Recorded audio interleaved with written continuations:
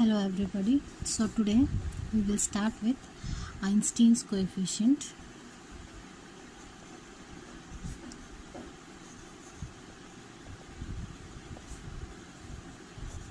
So this Einstein coefficient is nothing but here you are going to obtain an expression for energy density Nu in terms of Einstein's coefficient. That is the expression for energy density of a photon in terms of Einstein coefficient. You are going to obtain it here.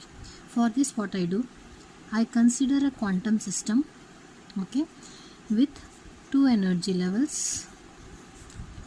I have considered a quantum system with two energy levels, that is E1 and E2. So E1 is the lower energy state and E2 will be the higher energy state, or you can say this as ground state or excited state respectively.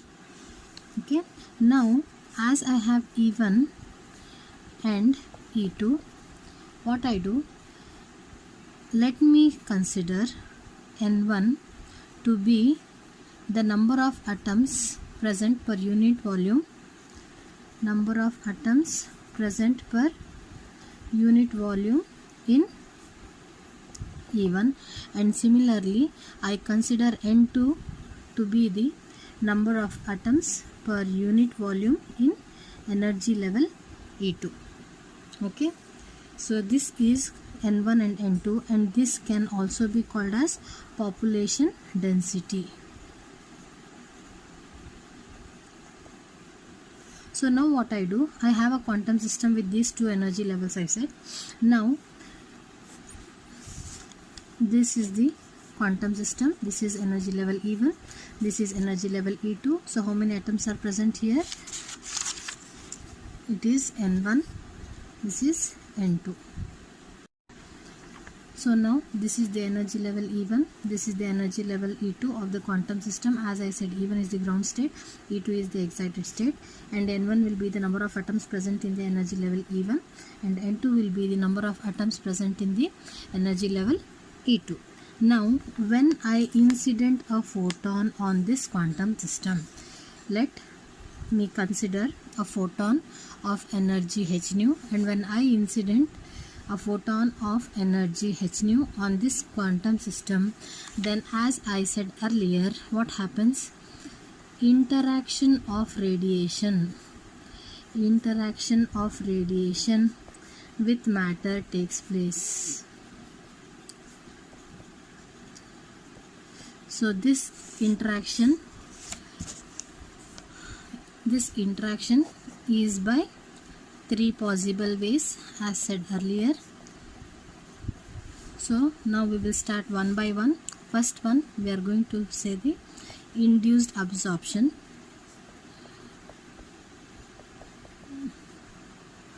So for induced absorption, I say the rate of induced absorption is directly proportional to, so the induced absorption, if a photon is incident on the system, that is quantum system, then absorption takes place, and the rate of absorption depends on how many atoms are present in the energy state E1. Why? Because absorption means the atoms are acquiring this energy and they are moving from the state E1 to E2. So how many atoms are present, it is dependent on that, and also what is the energy of the photon you are going to incident. So the rate of induced absorption is directly proportional to E nu, that is the energy of the photon, and also the number of atoms present in the energy level E2. This will be equal to, I represent a proportionality constant by B12 E nu N1. So this B12 is called as Einstein coefficient. This is the Einstein coefficient for induced absorption. B12. The reason why I have taken 12 is the atoms are moving from the energy level 1 to energy level 2. That is, the atoms which are present here are taking this energy of the photon and moving from 1 to 2. That is the reason I have taken 1 2. And for any process which involves the energy, I consider the constant to be B. So later also if I consider B, it means that in that process there is a term E nu. Now let us start with spontaneous emission. As I said about induced absorption, the second possible way is spontaneous emission. So this spontaneous emission, that is the rate of spontaneous emission, is directly proportional to. So we have defined spontaneous emission as a process where the transition of atom takes place from the higher energy state to, that is the atom in E2 comes back to E1 without any external energy, that is it comes back spontaneously. So here the rate of spontaneous emission is directly proportional to how many atoms are present in the energy level E2. So how many atoms are present in energy level E2? So the rate of spontaneous emission depends on the energy number of atoms present in the energy level E2. Here no energy is required for the atoms to come to ground state, so it takes place by itself. So here we have rate of spontaneous emission is directly proportional to only N2. So now this will be equal to, so again a proportionality constant. Now the proportionality constant, I represent it as A. The reason why I took A is I don't have any energy term here, so I have taken A here. So this is the atoms are coming from the higher energy state, that is state 2 to state 1. So I write A21 N2. This is rate of spontaneous emission. Next we see about stimulated emission.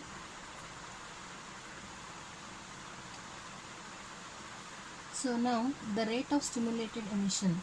So stimulated emission is nothing but you are going to give external energy for the atoms to come back to the ground state. From higher energy state to lower energy state, you are going to provide external stimulation or external energy, or an external photon is provided for the atom to move from higher energy state to lower energy state. So again the photon is of energy h nu, or you can say E nu. Okay.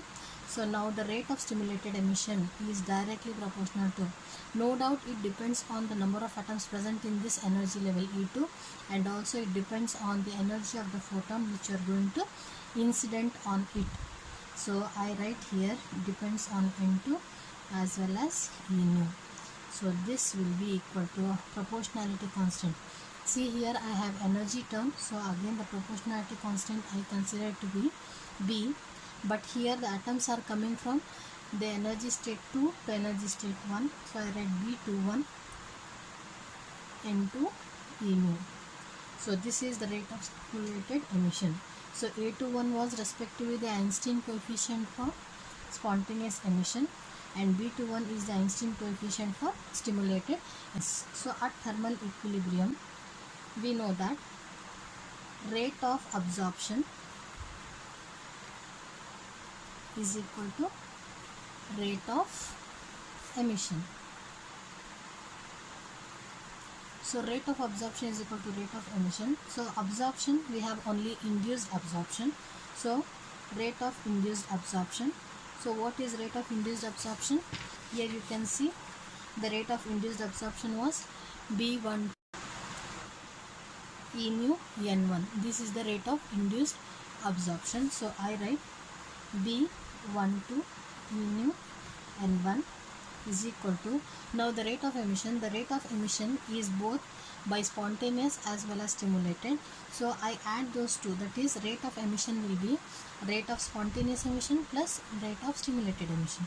So what is rate of spontaneous emission? It is A21 N2 plus B21 N2 E nu. This is the stimulated emission. So this is the condition at thermal equilibrium where absorption is equal to emission. So now from this we want the expression for E nu. We want the expression for E nu. So here I have E nu and also here I have E nu. Take the common here.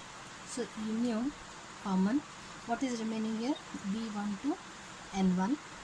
This when it comes on the LHS, it becomes B21 N2 this will be equal to, this will remain at the RHS as it is, that is A21 N2.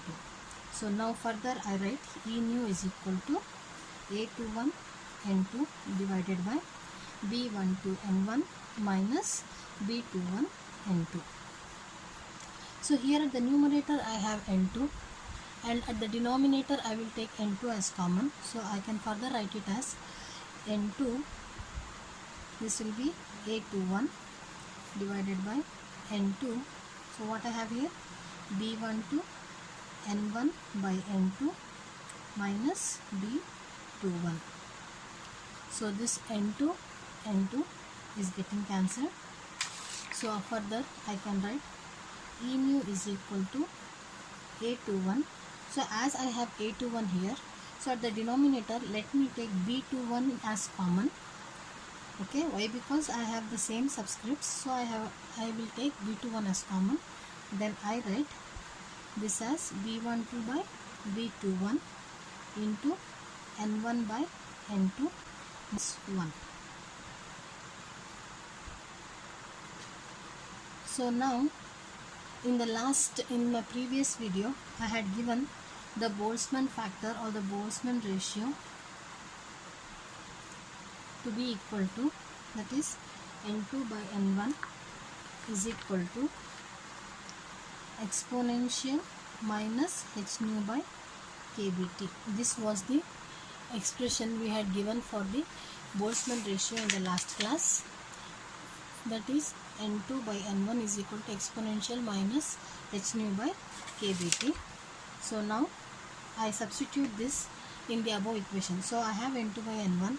If I take the reciprocal of this, I get N1 by N2 and this minus sign will go off. So I write E nu is equal to A21 by B21 into B12 by B21.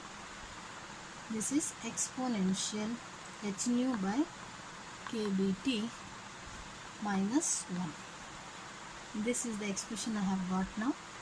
Now what I do, I compare this equation with the Planck's law.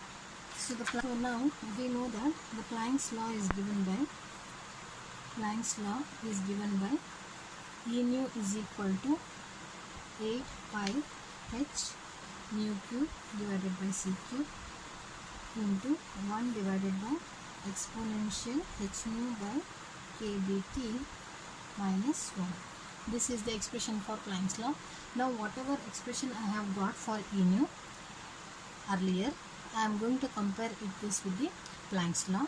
So the earlier equation was E nu is equal to A21 by B21 into B12 by B21 exponential h nu by kBt minus 1. This was the expression which we had got. So now I compare these two equations. When I compare these two equations, you can see that whatever this is there, that is A21 by B21 is nothing but the coefficient here 8 pi h nu cube by c cube, and here the coefficient of exponential h nu by kBt is 1. Okay, so this B12 by B21 will be equal to 1. So comparing, we get B12 by B21 is equal to 1, which implies B12 is equal to B21. So now what I do, I can substitute this in this expression, that is B12 is equal to B21. So now the expression for energy density is E nu is equal to A21 by B21 as it is. Now here B12 by B21 I had, either write it as B12 on numerator and denominator, or you can replace by B21 into exponential h nu by kBt minus 1. So I have, so further after substitution of B12 and B21, that is either I substitute as B12 or B21, then I write A by B exponential h nu by kBt. Why? Because B12 get cancelled here. We are just left with exponential h nu by kBt minus 1. The reason why I have written this as A by B is both the suffix of A as well as B R21. So as they are having the same suffix, I neglect them and just write a by b into exponential h nu by kt minus 1. So this a and b are nothing but the Einstein's coefficient, and we have obtained an expression for energy density E nu in terms of the Einstein's coefficient a and b. So this is the expression for energy density in terms of Einstein's coefficient.